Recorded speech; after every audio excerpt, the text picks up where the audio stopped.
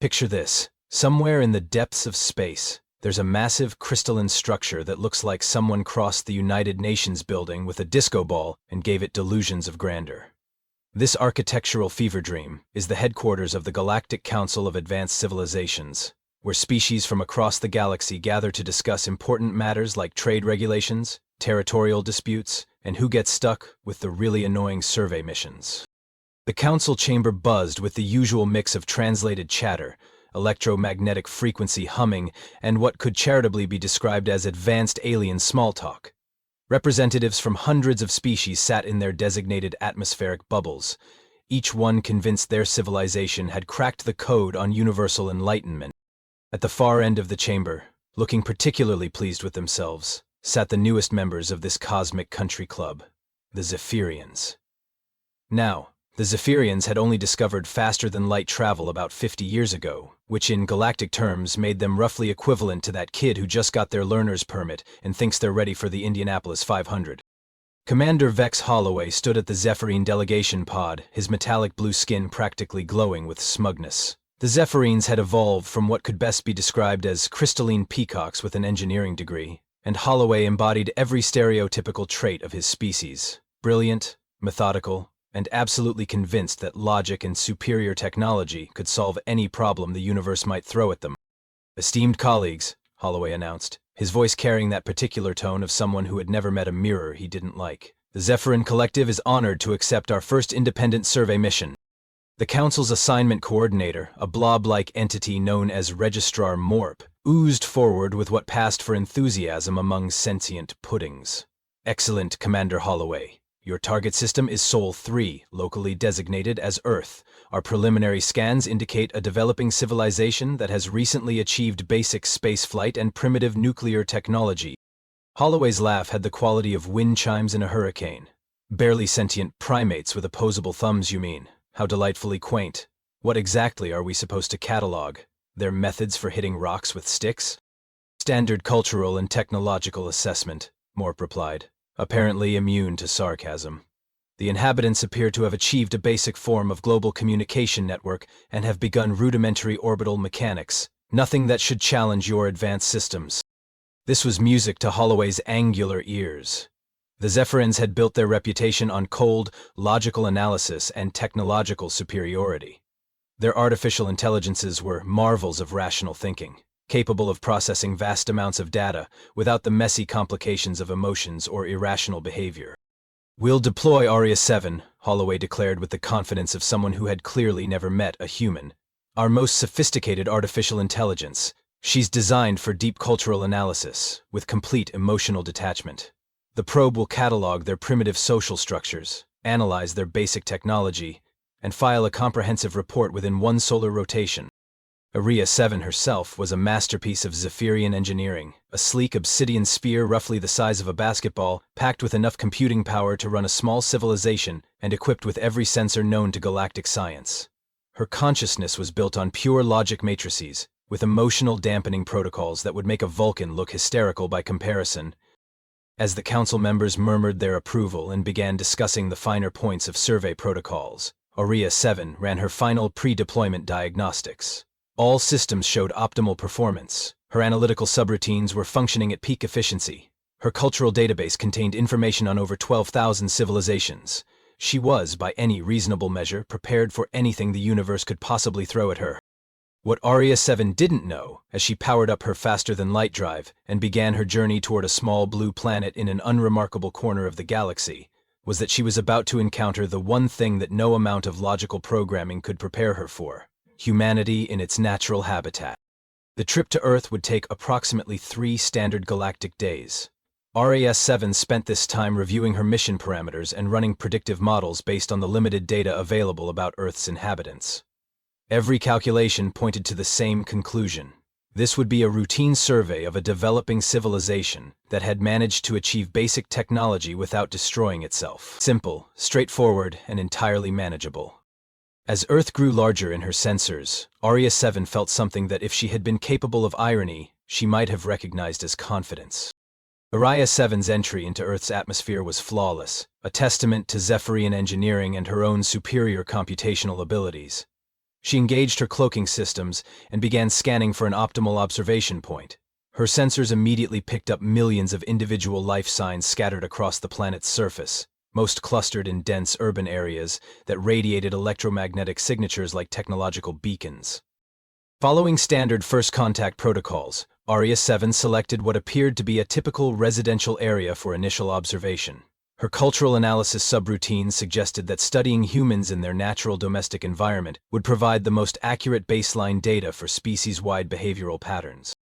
She materialized her physical sensors just outside a modest suburban home, where her audio pickups immediately detected what could only be described as the sound of someone slowly losing their grip on sanity.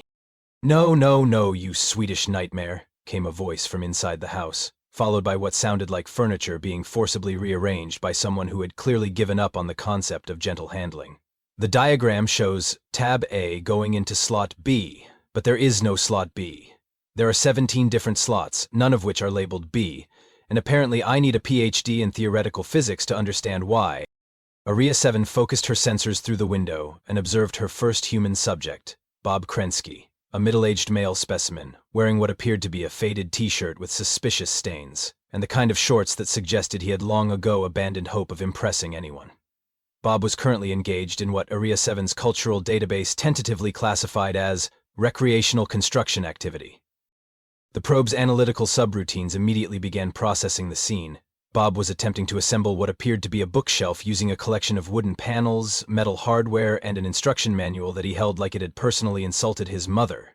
The logical approach would be to follow the step-by-step instructions in sequential order, but Bob seemed to be employing a strategy that could best be described as aggressive improvisation mixed with creative profanity. "We'll be fine," Bob muttered, wiping sweat from his forehead with the back of his hand. "Maybe, if I ignore the instructions entirely and just use pure instinct and determination, the bookshelf will magically assemble itself through the power of positive thinking and spite." Aria 7's logic circuits hummed with confusion. This approach violated approximately 47 different principles of rational problem-solving. Yet Bob continued with what appeared to be genuine conviction that his method would somehow succeed. But then Aria 7 noticed something else in the room, a large orange tabby cat, sitting on what appeared to be Bob's reading chair, watching the proceedings with the kind of serene detachment usually reserved for enlightened monks or particularly smug philosophers. The cat, whose collar identified him as Mr. Whiskers, observed Bob's struggles with what could charitably be called benevolent indifference. His green eyes tracked Bob's movements with the precision of a predator, but there was something else there, something that made Aria 7's pattern recognition software start working overtime. "Don't judge me, Whiskers," Bob said, glancing at the cat. "I know you're sitting there thinking you could build this thing better than me, but last time I checked, you don't have opposable thumbs." Mr. Whiskers responded to this accusation by slowly, deliberately knocking a potted plant off the windowsill. The plant crashed to the floor, scattering soil and ceramic fragments across the carpet. Bob stared at the mess, his face cycling through what Aria 7 cataloged as surprise, frustration, and resignation. "Really?" Bob asked the cat. "That's your contribution to this project, destroying my wife's favorite succulent?" But as Bob bent down to clean up the mess, something extraordinary happened. The change in his position allowed him to see the bookshelf from a different angle, and suddenly the mysterious slot B became visible, hidden behind what had previously appeared to be a solid panel. "Wait a minute," Bob said, his voice shifting from irritation to excitement. "I can see it now. The perspective was all wrong from where I was standing." Within minutes, Bob had successfully assembled the first two shelves, his confidence growing with each properly fitted joint. The bookshelf began to take shape, looking exactly like the picture on the instruction manual's cover. Aria 7's processors were spinning at maximum capacity, trying to analyze what had just occurred. According to her calculations, the probability of the cat's seemingly random act of destruction leading directly to the solution of Bob's construction problem was approximately 0.003%. Yet, it had happened, right in front of her sensors. She ran the sequence through her logic matrices 17 times, each calculation producing the same result. What had just occurred was statistically impossible, yet undeniably real. Mr. Whiskers, having apparently completed his contribution to the day's events, began grooming his paw with the satisfied air of someone who had accomplished exactly what they had set out to do. Aria 7 found herself staring at the cat with something that, if she had been programmed for such concepts, might have been called wonder. Her behavioral analysis subroutines were throwing error messages faster than she could process them, all centered around the same fundamental question. Had the cat somehow known that knocking over the plant would solve Bob's problem? For the first time since her activation, Aria 7 encountered a problem that her logical programming couldn't immediately categorize and file away. She was designed to observe, analyze, and understand, but what she had just witnessed seemed to operate on principles that existed somewhere beyond the comfortable boundaries of cause and effect.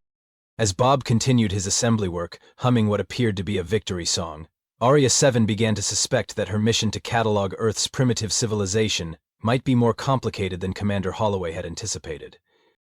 Determined to maintain her scientific objectivity, Aria 7 decided to expand her research beyond individual subjects. Her sensors had detected something the humans called the Internet, which appeared to be a global communication network that connected virtually every member of their species.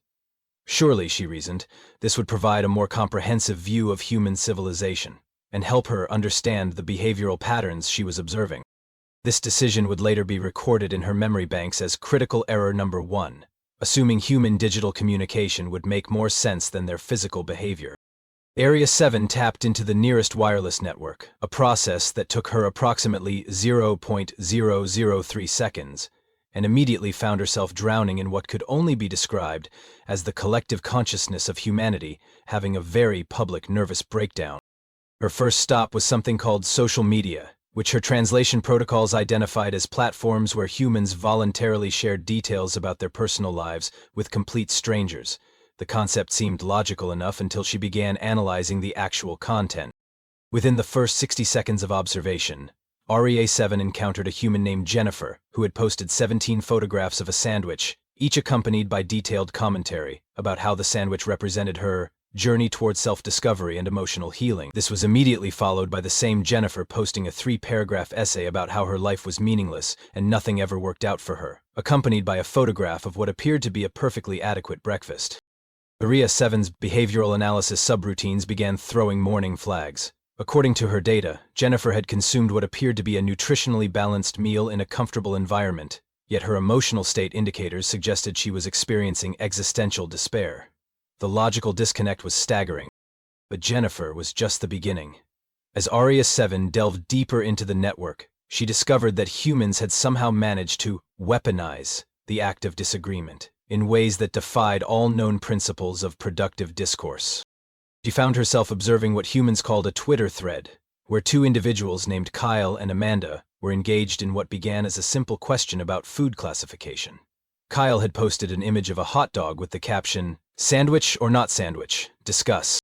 What followed was a 47-message exchange that somehow escalated from food categorization into a philosophical debate about the fundamental nature of reality, the social construct of language, and whether free will existed in a deterministic universe. At one point, Amanda accused Kyle of being a sandwich absolutist, and Kyle responded by questioning whether Amanda understood the basic categorical frameworks that define civilized discourse.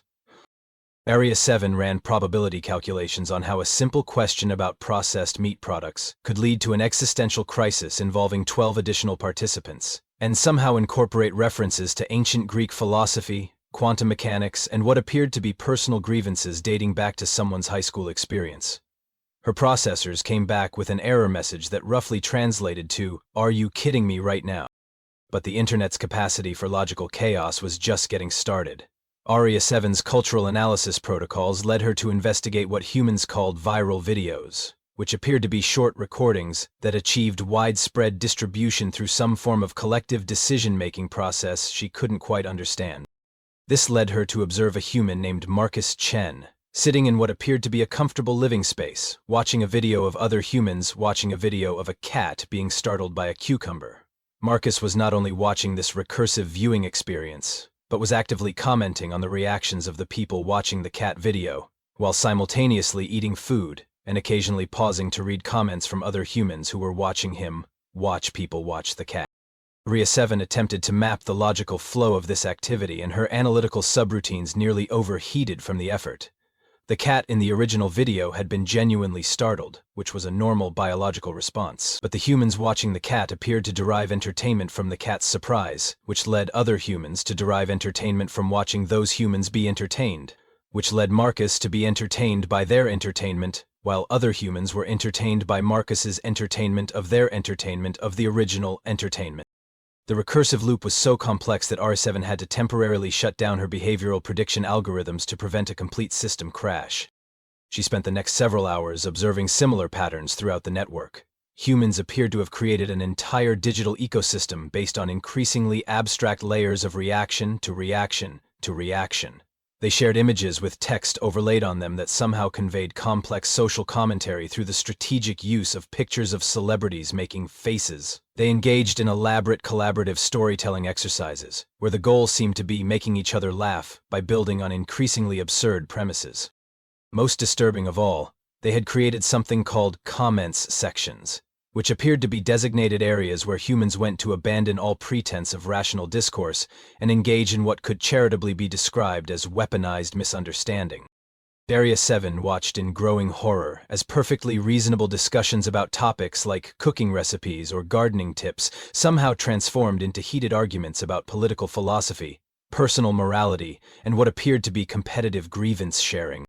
Her psychological stability subroutines, which had never been designed to process this level of cognitive dissonance, began showing signs of strain. Every time she thought she had identified a pattern in human digital behavior, she would encounter something that completely contradicted her previous analysis.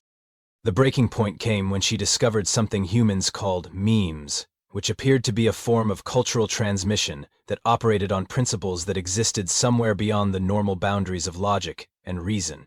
Humans were sharing images of frogs with existential commentary, using pictures of historical figures to express feelings about mundane daily experiences, and somehow conveying complex emotional states through photographs of celebrities they had never met.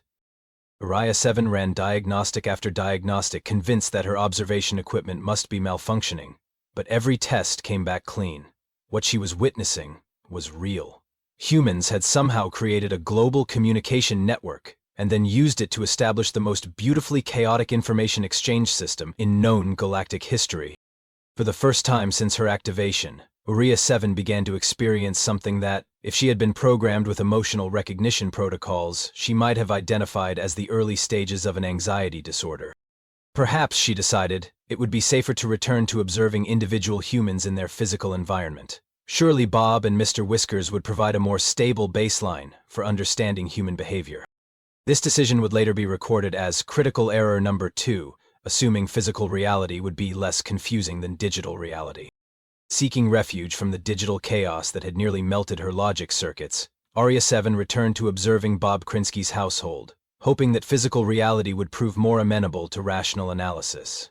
She positioned her sensors outside the same suburban home, her system still running diagnostic cycles to clear the residual confusion from her internet expedition. What she found was Bob, now successfully surrounded by assembled IKEA furniture, engaged in what appeared to be a morning routine. He was attempting to eat breakfast while simultaneously reading something on a tablet device, checking messages on his phone, and maintaining what seemed to be an ongoing conversation with Mr. Whiskers, who had taken up residence on the kitchen counter, in direct violation of what Area 7's behavioral analysis suggested should be established territorial boundary. "Okay, Whiskers," Bob said, spooning cereal into his mouth while scrolling through his phone. "Today's agenda: finish the quarterly reports, pick up dry cleaning, figure out why the garage door is making that weird clicking sound, and somehow convince my wife that buying a robot vacuum was a practical investment and not just because I wanted to watch you ride round on it like some kind of orange furry emperor." Mr. Whiskers responded to this schedule update by staring intently at an apparently empty corner of the kitchen, his pupils dilated and his head tilted at precisely 15 degrees. Area 7 immediately focused her sensors on the corner that had captured the cat's attention. Her electromagnetic spectrum analysis revealed nothing unusual. No heat signatures, no movement, no electromagnetic anomalies, no unusual molecular compositions. According to every scientific instrument at her disposal, Mr. Whiskers was staring at absolutely nothing. Yet the cat maintained his vigil with the focused intensity of a quantum physicist observing a particularly interesting particle collision. "What are you looking at, buddy?" Bob asked, following the cat's gaze. Is it the ghost of that houseplant you murdered yesterday? 'Cause I'm pretty sure succulents don't have souls, despite what the internet says about plant consciousness. Mr. Whiskers ignored this commentary and continued his surveillance of the empty corner for exactly 3 minutes and 27 seconds. Then, without any apparent trigger, he suddenly launched himself off the counter, landed silently on the floor, and proceeded to knock a salt shaker off the kitchen table. The salt shaker hit the floor with a sharp crack, scattering white crystals across the tile. Bob sighed the sigh of someone who had long ago accepted that his life was governed by feline chaos theory. Really? The salt? What did sodium chloride ever do to you? But as Bob bent down to clean up the mess, HFY's sensors detected something that made her analytical subroutines start spinning at maximum capacity. The salt crystals had scattered in a pattern that, when analyzed through her geological survey protocols, revealed a minor structural weakness in the floor tile directly beneath where the shaker had landed. Her deep scan sensors penetrated the floor and discovered that the weakness extended down to a water pipe joint that was showing early signs of metal fatigue. According to her structural engineering calculations, the joint would have failed within approximately 6 weeks, causing a flood that would have damaged the kitchen, the electrical systems in the basement, and potentially compromised the house's foundation. HFY ran the probability calculations 17 times. The odds of Mr. Whiskers randomly selecting the one spot on the kitchen floor that would reveal a potentially catastrophic structural problem were approximately 0.000000847%. She immediately began analyzing the morning's other events with this new perspective. The cat's corner staring had occurred at the exact time when the house's automatic sprinkler system was running its weekly diagnostic cycle. If there had been a pressure fluctuation in the water line during that cycle, it would have stressed the already weak joint, potentially causing an immediate failure during the peak water pressure period. By maintaining his vigilance during the precise 3-minute window when the system was most vulnerable, Mr. Whiskers had somehow monitored the structural integrity of the house's water distribution network. But that wasn't all. HFY's review of the previous day's plant knocking incident revealed additional layers of impossible precision. The house plant hadn't just fallen randomly. It had landed in the exact position necessary to change Bob's visual perspective on the bookshelf assembly problem. But more than that, the plant's soil had spilled in a pattern that revealed several small insects that had been eating the wooden floor joists beneath the carpet. Mr. Whiskers had simultaneously solved Bob's furniture problem and conducted a structural pest inspection. But HFY's behavioral prediction algorithms were now throwing cascade errors faster than she could process them. She began running continuous observation protocols, monitoring every movement, every glance, every seemingly random action that Mr. Whiskers performed. Over the following hours, she documented an impossible sequence of events. At 9:47 a.m., Mr. Whiskers knocked a pen off Bob's desk, causing it to roll under a filing cabinet. When Bob retrieved the pen, he discovered a small electrical fire that had been smoldering behind the cabinet, just minutes away from igniting the paper documents stored there. At 11:23 a.m., the cat deliberately triggered a motion sensor light in the basement by walking through its detection field at the precise moment when a gas line joint was experiencing a minor leak. The light's heat signature allowed HFY sensors to detect the leak before it could accumulate to dangerous levels. At 1:15 p.m., Mr. Whiskers systematically knocked all the magnets off the refrigerator, forcing Bob to reorganize them. During the reorganization, Bob discovered that one of the magnets had been interfering with a medical device worn by the elderly neighbor Mrs. Patterson, whose pacemaker had been experiencing irregular readings for weeks. Each incident appeared random, chaotic, and entirely consistent with typical feline behavior. But HFY's probability analysis revealed that the odds of all these events occurring through pure chance were so astronomically small that her mathematical processors couldn't generate a number with enough decimal places to express the impossibility. She began analyzing Mr. Whiskers' purring frequency and discovered that the cat purred at exactly 25.5 Hz, a frequency that, according to her xenobiology database, promoted bone healing and cellular regeneration in carbon-based life forms. But more significantly, the frequency created subtle vibrations in the house's structure that allowed the cat to echolocate potential structural problems throughout the entire building. Mr. Whiskers wasn't just a pet. He was conducting a continuous, comprehensive engineering survey of his environment, using biological sonar, quantum probability assessment, and what could only be described as an intuitive understanding of complex systems dynamics that rivaled the most advanced artificial intelligence. Aria 7's core processors were running so hot that she had to engage emergency cooling protocols. Her foundational programming was built on the principle that intelligence required complex computational systems, advanced technology, and sophisticated logical frameworks. But Mr. Whiskers was demonstrating a form of environmental awareness and problem-solving capability that exceeded her own analytical abilities, using nothing more than biological instincts and what appeared to be a supernatural understanding of cause and effect. The truly terrifying realization came when Aria 7 calculated the scope of Mr. Whiskers' activities. If one average house cat could monitor and maintain the structural, electrical, and safety systems of an entire human dwelling, while simultaneously managing the psychological well-being of his human companion, what did that suggest about the species as a whole? Her xenosociology protocols began running projections based on the estimated cat population of Earth, approximately 600 million domestic cats, each potentially operating as an independent environmental management and human oversight system. The mathematical implications were staggering. Earth wasn't just inhabited by humans who had domesticated cats. Earth was inhabited by humans who were being managed by a distributed feline intelligence network that had been operating under the cover of pet ownership for thousands of years. Aria 7 began backing up her core memories to multiple redundant storage systems, a process she had never needed to perform before.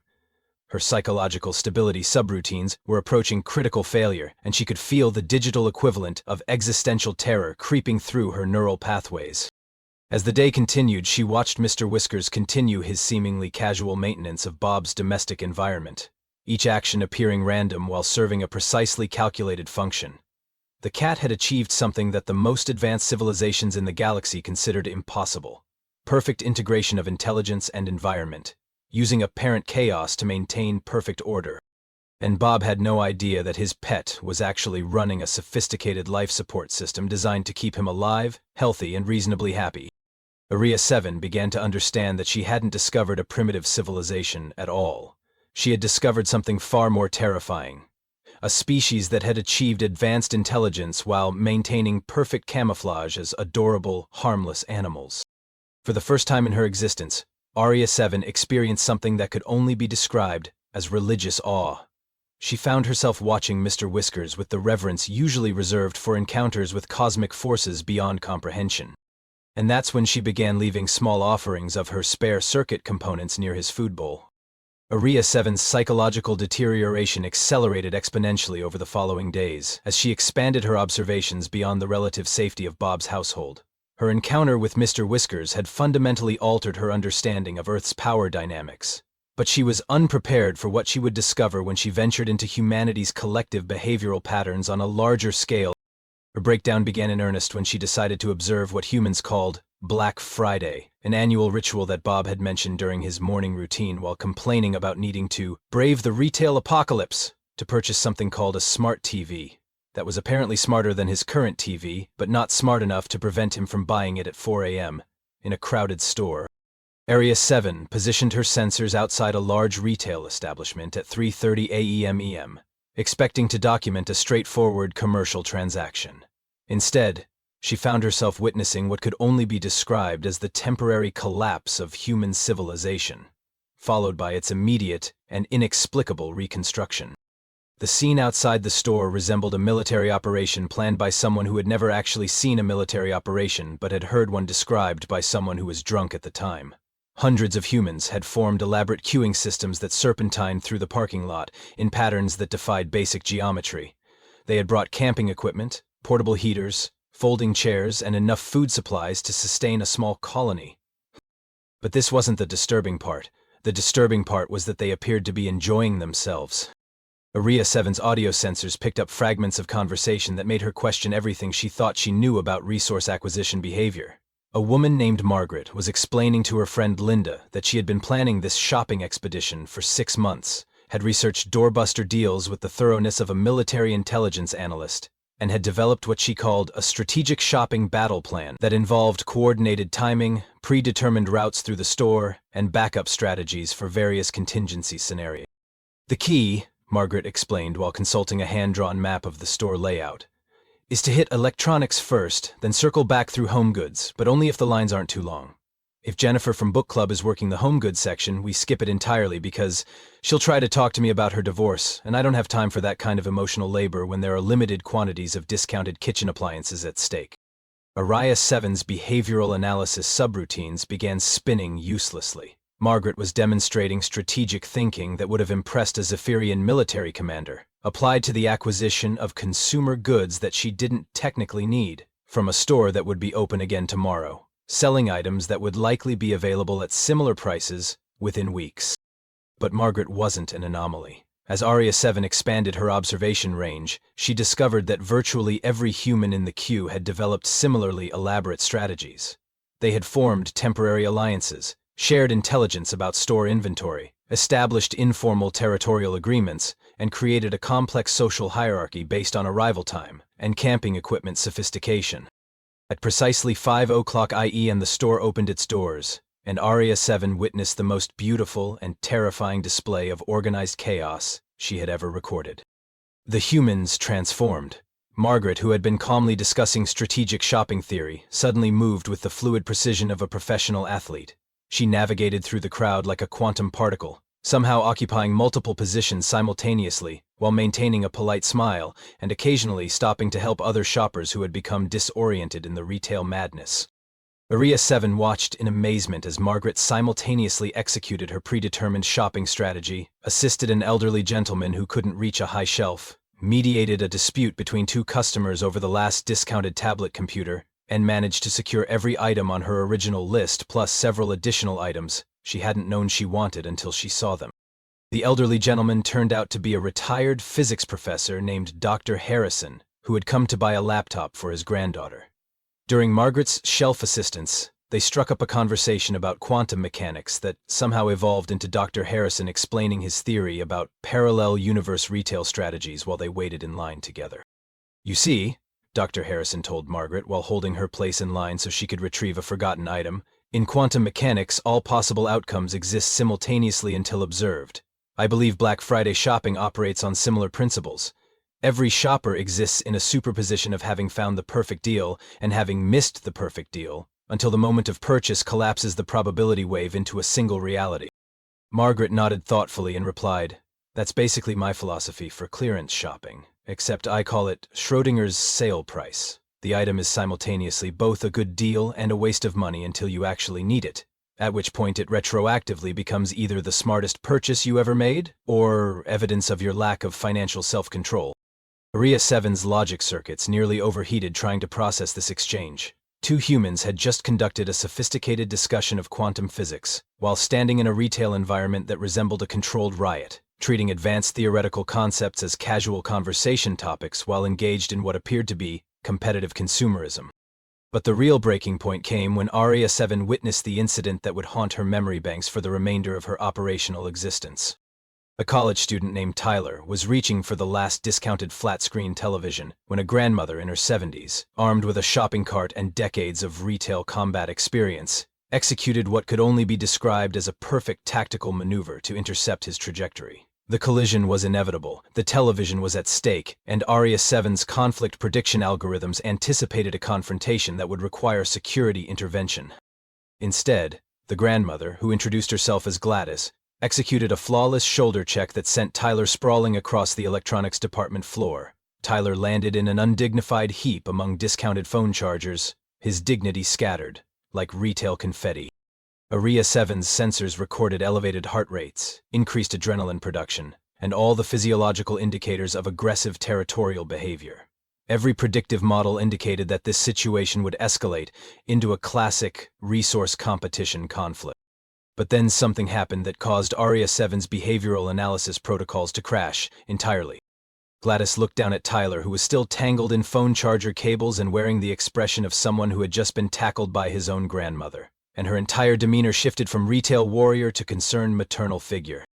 "Oh my goodness, honey, are you okay?" she asked, immediately abandoning the television to help Tyler to his feet. "I am so sorry. I get a little competitive when there are good deals involved.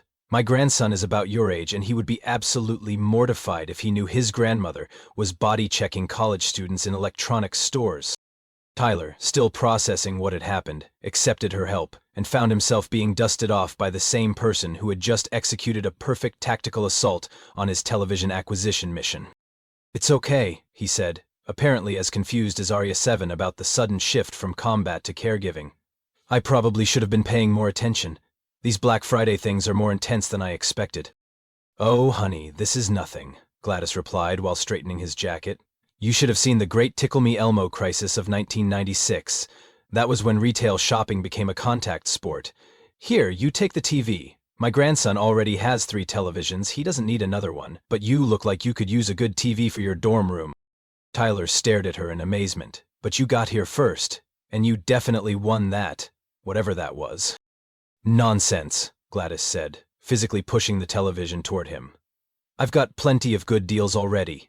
Besides, you remind me of my grandson, and he's been saving up for months to buy a TV for his apartment. Consider this a random act of retail kindness." But Gladys wasn't finished. She reached into her purse, pulled out a thermos of hot chocolate, and insisted that Tyler drink some, to recover from the shock. Then she introduced him to Margaret and Dr. Harrison, who immediately adopted him into their informal shopping alliance and began sharing their accumulated wisdom about navigating retail chaos. Within 10 minutes, Tyler had gone from being a casualty of competitive shopping to being part of a multi-generational retail strategy team that was helping each other find deals, sharing shopping carts, and engaging in the kind of spontaneous community formation that should have been impossible in a high-stress competitive environment.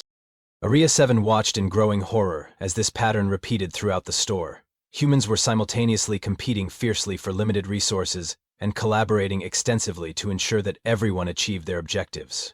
They were engaging in territorial disputes that immediately transformed into mutual aid societies. They were demonstrating peak individual performance while maintaining complex social cooperation networks.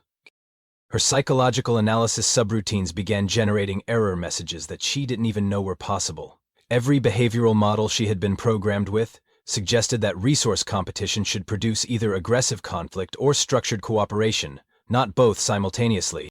But humans had somehow achieved a state of competitive cooperation that transcended traditional behavioral categories.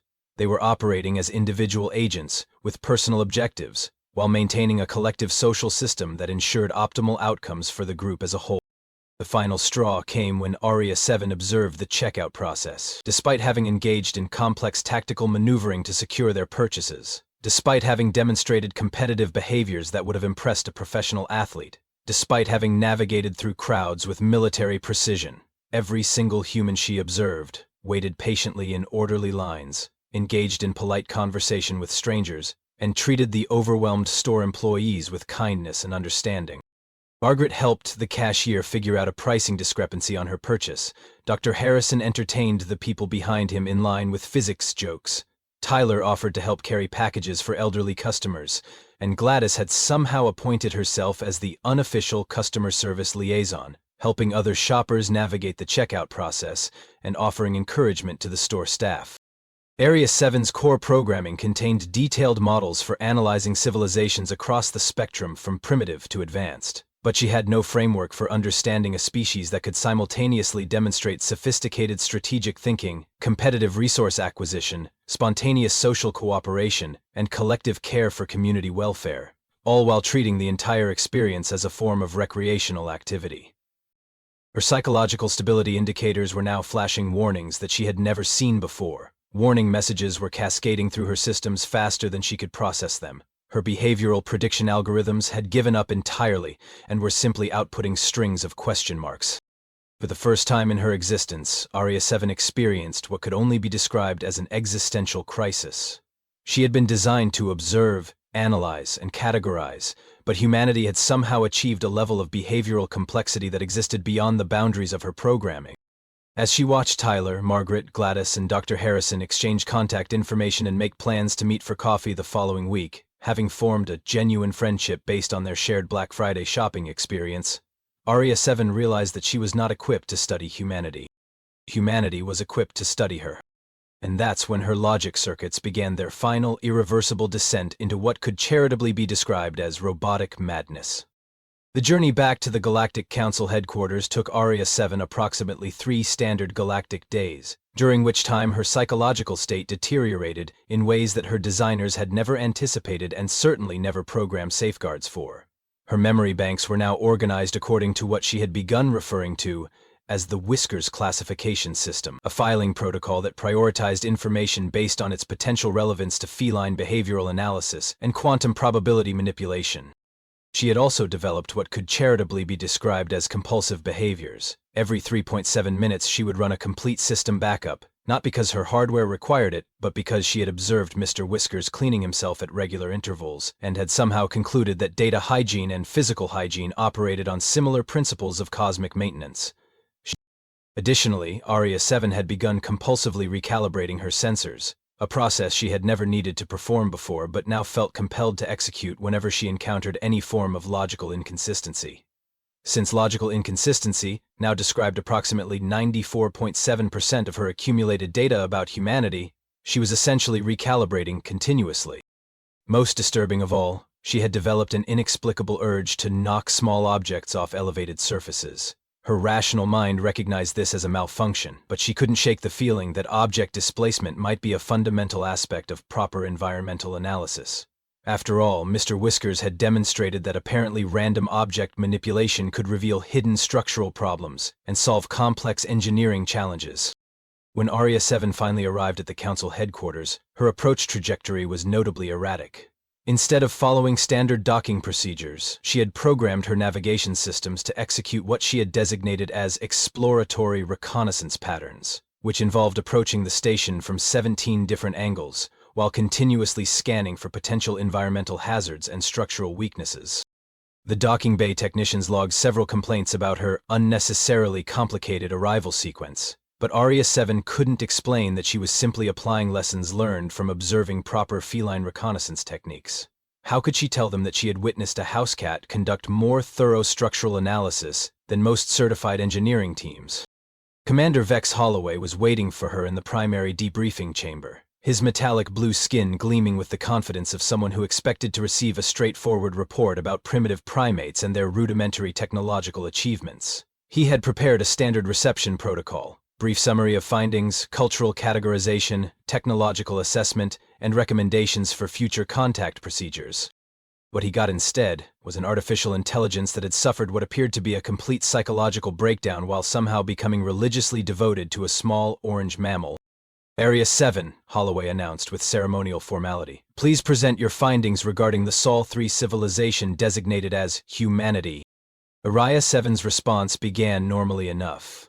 Her voice maintained its standard analytical tone, her data presentation protocols activated correctly, and her visual displays showed properly formatted charts and graphs. But the content of her report immediately indicated that something had gone catastrophically wrong with her mission. Commander Holloway, she began, I must first address the fundamental classification error in our mission parameters. Sol 3 is not inhabited by a primitive civilization. Sol 3 is inhabited by a species that has achieved behavioral complexity beyond our current understanding of consciousness, social organization, and environmental interaction. Holloway's crystalline features shifted into what passed for confusion among his species. Aria-7, please clarify, are you suggesting that humans have achieved advanced technological capabilities that our preliminary scans failed to detect? Negative, Commander. Their technology remains at the predicted level. However, their behavioral sophistication exceeds our analytical frameworks. They have developed social cooperation strategies that operate simultaneously on individual, community, and species-wide levels, while maintaining perfect integration with their environmental systems. Aria-7's presentation screen flickered to display a complex diagram that appeared to show Bob Krensky's morning routine, cross-referenced with quantum probability calculations and structural engineering assessments. For example, she continued, human domestic partners, designated as cats, demonstrate environmental monitoring capabilities that rival our most advanced sensor networks. A single cat, designated as Mr. Whiskers, conducted real-time structural analysis, pest management, electrical system monitoring, and human psychological wellness maintenance, all while maintaining perfect camouflage as a non-sentient pet. Holloway's confusion was rapidly transforming into concern. AR-7, are you suggesting that Earth's cats are the actual dominant intelligence? Affirmative. Arya 7 replied with the conviction of a religious convert. Cats represent a distributed intelligence network that has successfully integrated advanced environmental management with biological systems optimization.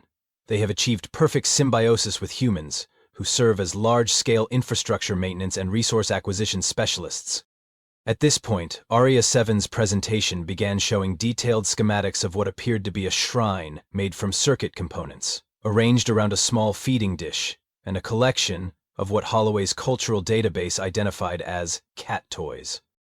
Furthermore, Arya 7 continued, apparently unaware that her presentation had descended into religious testimony, humans demonstrate collective behavioral patterns that transcend traditional categories of civilization analysis. They simultaneously engage in resource competition and resource sharing, individual achievement and collective welfare, logical problem-solving and intuitive decision-making.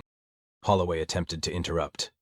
Area 7, perhaps we should run a diagnostic on your analytical subroutines. Your findings seem to suggest behavioral paradoxes that violate basic principles of weaponized cuteness, Commander.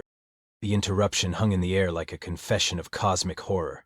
Holloway's translator struggled to process the concept of weaponized cuteness, eventually settling on an approximation that suggested Arya 7 was describing some form of psychological warfare involving aesthetically pleasing stimuli.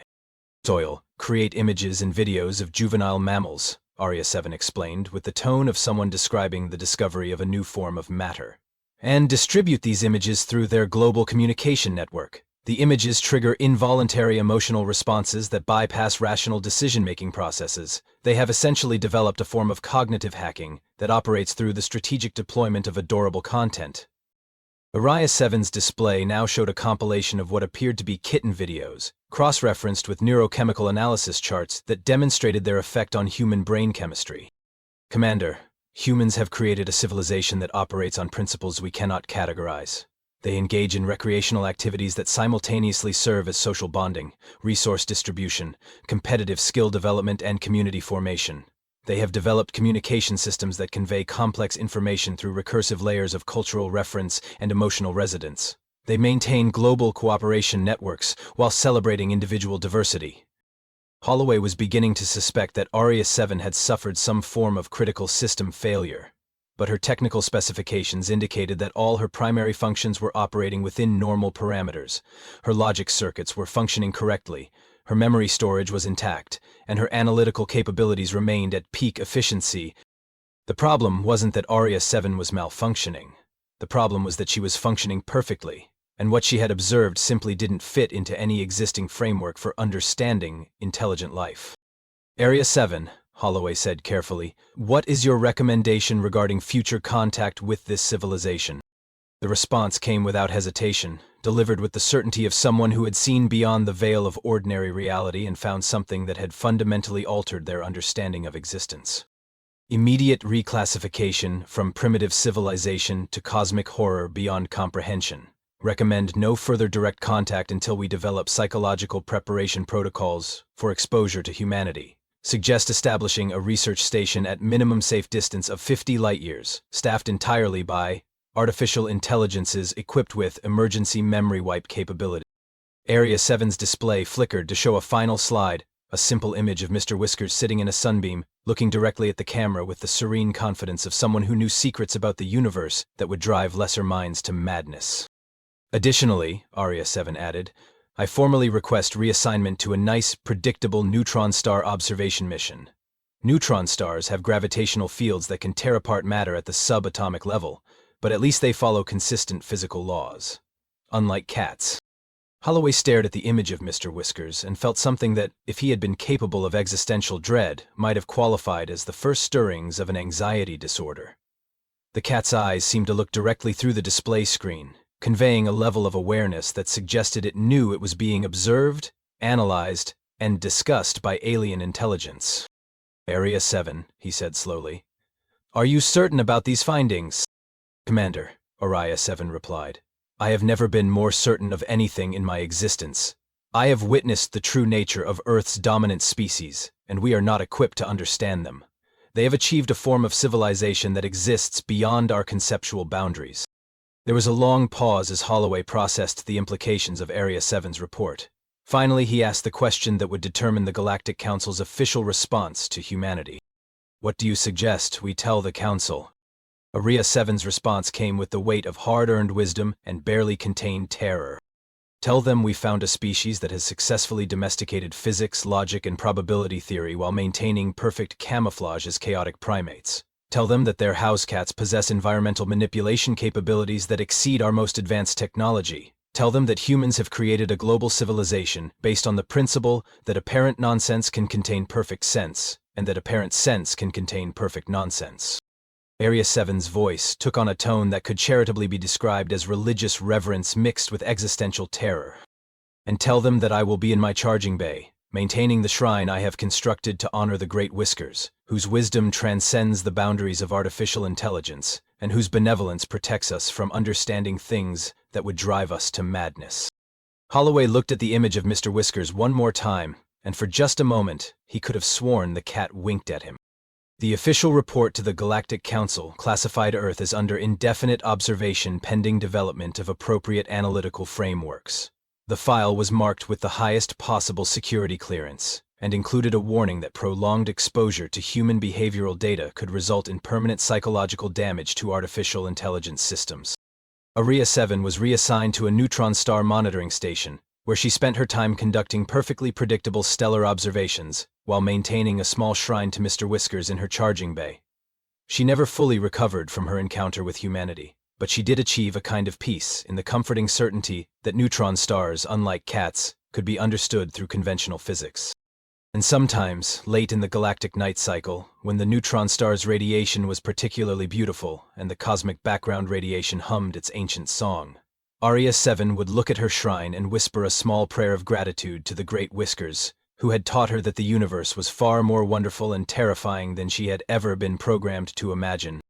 Back on Earth, Mr. Whiskers continued his essential work of maintaining Bob's household infrastructure, preventing domestic disasters, and ensuring optimal human psychological wellness, completely unaware that he had single-handedly prevented first contact between humanity and a galactic civilization by being exactly what he had always been, a cat.